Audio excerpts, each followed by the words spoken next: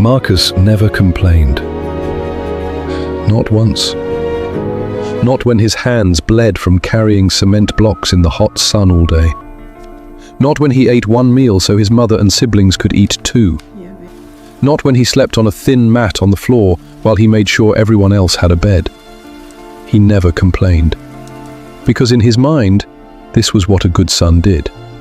This was love. Marcus grew up in a neighborhood where the streets were dusty and the dreams were even drier. His father left when he was 9 years old. No warning, no goodbye. Just an empty chair at the table one morning, and a mother whose eyes never fully recovered from that day. From that moment, Marcus decided something quietly inside himself. He was going to be the man this family needed. He was going to make sure nobody suffered. He was 9 years old when he made that promise, and he kept it for the rest of his life.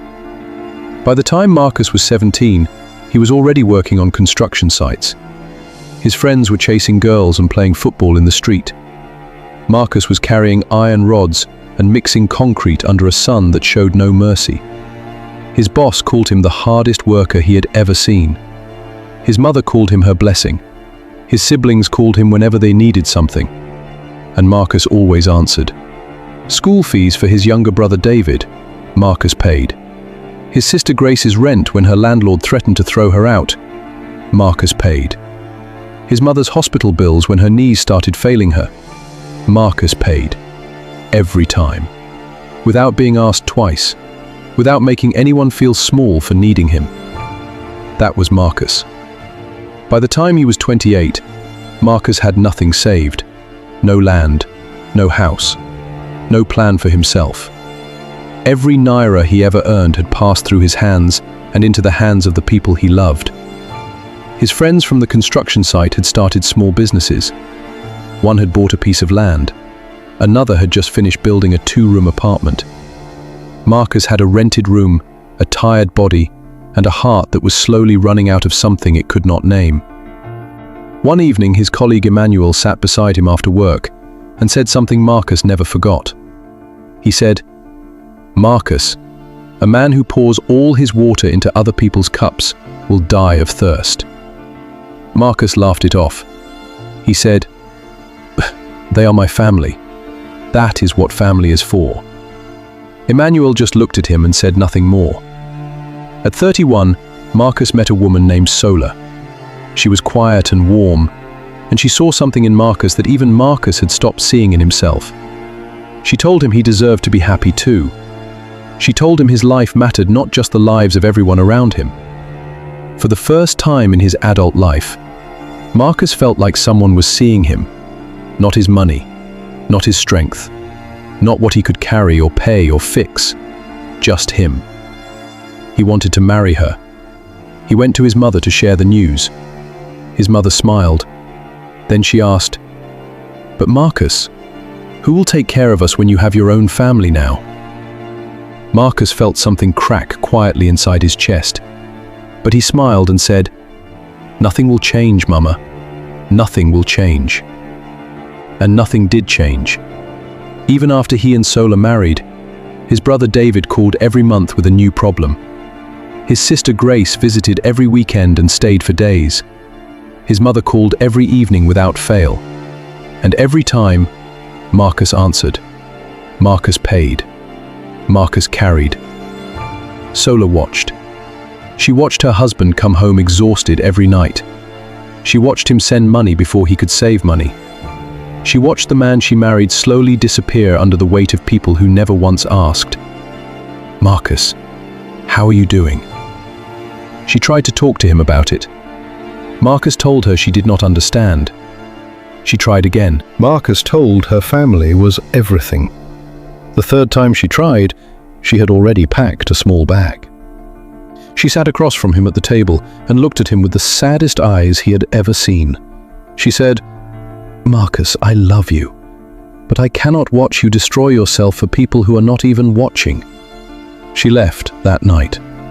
Marcus did not chase her, because his mother called at that exact moment, and Marcus answered. 3 years later, Marcus collapsed on a construction site. The doctors said his body had been giving warning signs for a long time: exhaustion, stress, high blood pressure. He had ignored every single one.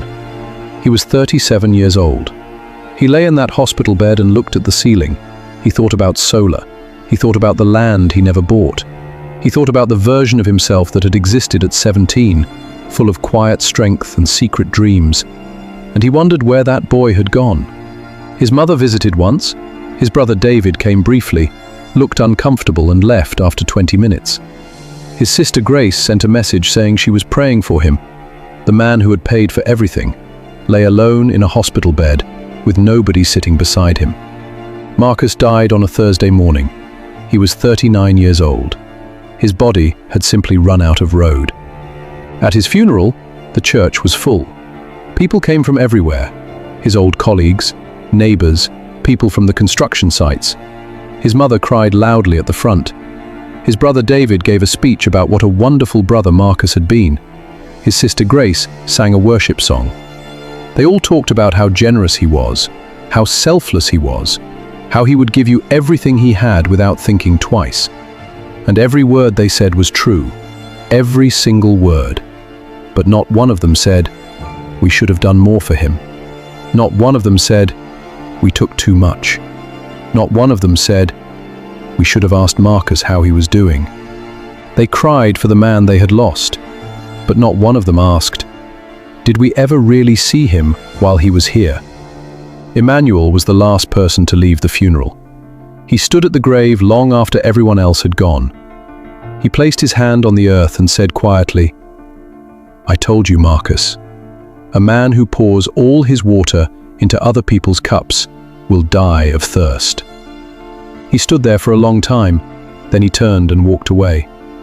There is a Marcus in every family, the one who always shows up, the one who always pays, the one who always answers the phone. And most of the time, that person is dying quietly while everyone around them is living loudly. This is not a story about stopping loving your family. This is a story about remembering that you are also someone's someone, that your life also matters, that your dreams also deserve water, that loving people well does not mean destroying yourself for them. You cannot pour from an empty cup, and you cannot live a full life if you spend every drop of it on people who never once stopped to ask, "Marcus, how are you doing?" If this story hits something real inside you today, share it with someone who needs to hear it. They might be the Marcus in their family right now, and they might need to know that someone sees them. Subscribe to Tales with Brainy for stories that go straight to the part of you that nobody else talks to. I'll see you in the next one.